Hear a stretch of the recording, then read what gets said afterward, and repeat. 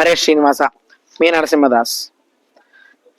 దశమి మరియు ద్వాదశి నాడు వేరే వారి ఇంటికి వెళ్ళి వారిచ్చినటువంటి అన్నాన్ని స్వీకరించరాదు. అంటే వేరే వారు ద్వాదశి రోజైనా లేదా దశమి రోజైనా భోజనానికి పిలిస్తే వెళ్ళరాదు, వెళ్ళకూడదు. ఎందుకంటే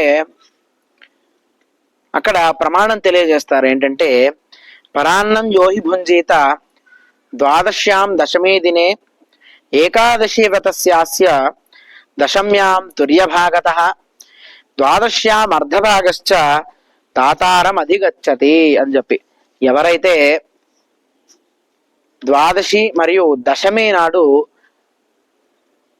పరాన్నాన్ని స్వీకరిస్తాడో, వేరే ఇంటికి వెళ్ళి వేరే వారి ఇంటికి వెళ్ళి భోజనం చేస్తాడో, ఆయన చేసేటువంటి ఆ ఏకాదశి వ్రతంలో భాగమైనటువంటి దశమి రోజున కలిగేటువంటి పుణ్యం నుంచి మనకు పావు భాగం పుణ్యం అనేది, అలాగే ద్వాదశి నాడు దొరికేటువంటి ఆ ద్వాదశి వ్రతంలో ఉన్నటువంటి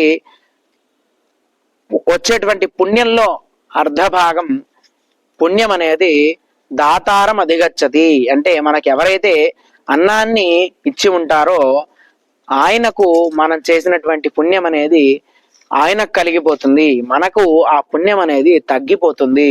కావున ఎప్పుడూ కూడా ప్రయత్నపూర్వకంగా దశమి లేదా ద్వాదశి నాడు పరాన్నాన్ని భుజించకండి. హరే శ్రీనివాస.